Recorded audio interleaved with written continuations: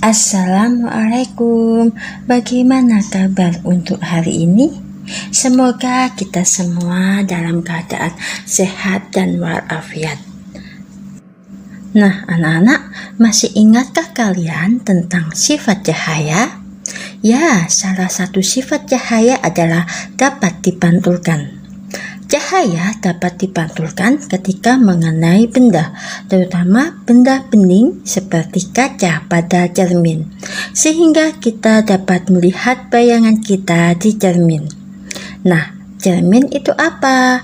Yuk kita pelajari agar kita dapat mengetahui istilah cermin serta sifat-sifat yang ditimbulkan, sehingga kita dapat menerapkannya dalam kehidupan, misalnya saat kita mengendarai sepeda atau bercermin. Cermin adalah suatu benda dengan permukaan yang memantulkan sebagian besar cahaya yang mengenainya. Cermin terbagi menjadi 3 jenis, yakni cermin datar, cermin cekung, dan cermin cembung. Yuk kita pelajari lebih dahulu tentang cermin datar. Pernahkah kalian bercermin? Coba kalian sekarang menghadap ke cermin. Apakah kalian dapat melihat bayangan kalian? Ya, tentu.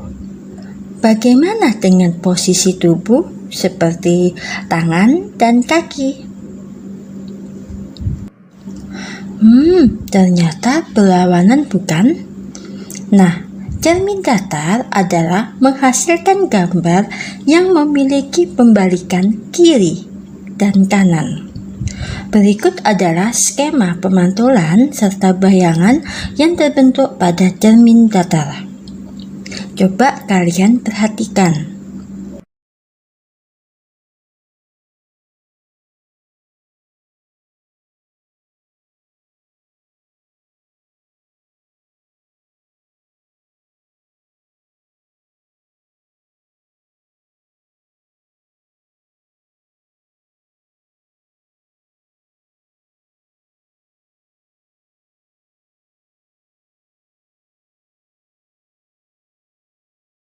Berdasarkan skema tersebut, dapat kita ambil kesimpulan bahwa sifat cermin datar, yakni maya, tegak, diperbesar atau diperkecil tergantung oleh bendanya.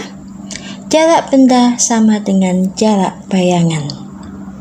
Nah, selanjutnya kita akan mempelajari tentang cermin cekung. Perhatikan gambar berikut ini. Pernahkah kalian melihat alat ini? Ya, sendok. Sendok terdapat bagian yang melengkung agar kita dapat mengambil benda atau makanan. Coba kalian perhatikan bagian tersebut.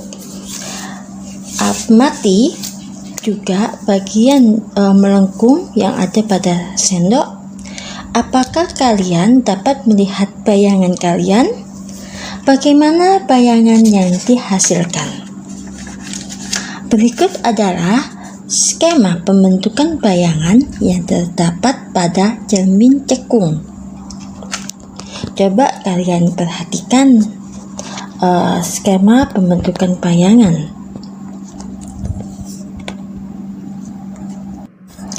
Tampak bila pertama, benda dekat dengan cermin cekung atau di ruang pertama, di ruang 1 akan terlihat bayangan yang sama dengan benda tersebut, hanya ukurannya lebih besar. Bila benda di ruang 2 atau agak jauh dari cermin cekung, maka bayangan akan terlihat terbalik. Ketiga, bila bayangan jauh dari cermin, atau letak benda jauh dari cermin, akan terlihat bayangan yang terbalik dan diperkecil. Mengapa? Hal ini dikarenakan karena cermin cekung bersifat mengumpulkan atau konvergen. Bayangan cermin cekung dapat kita simpulkan pada gambar berikut ini.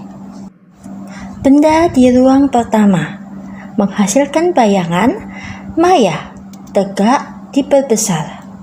Benda di ruang kedua menghasilkan bayangan nyata terbalik diperbesar. Benda di ruang 3 menghasilkan bayangan nyata terbalik diperkecil. Nah, sekarang kita akan belajar tentang cermin cembung. Perhatikan baik-baik. Cermin cembung, misalnya spion kendaraan bermotor. Spion motor, mobil, truk, bahkan bis menggunakan cermin cembung. Kenapa sih menggunakan cermin cembung?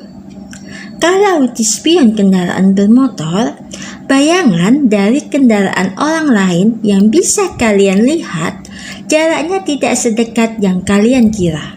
Ya, dengan kata lain, bayangan kendaraan aslinya masih agak jauh dari posisi asli alias diperkecil.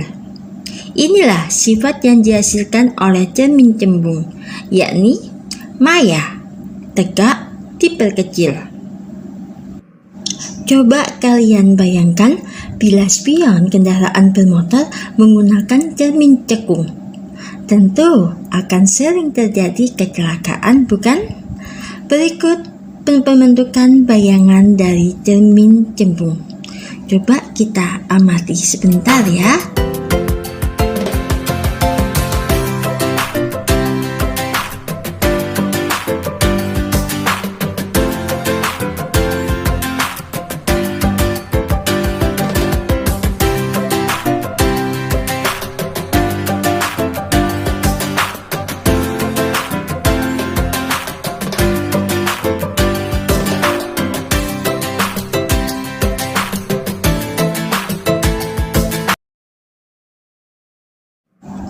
Demikian materi cermin pada hari ini. Semoga kalian dapat memanfaatkan cermin sesuai dengan sifat bayangan yang dihasilkannya. Assalamualaikum warahmatullahi wabarakatuh.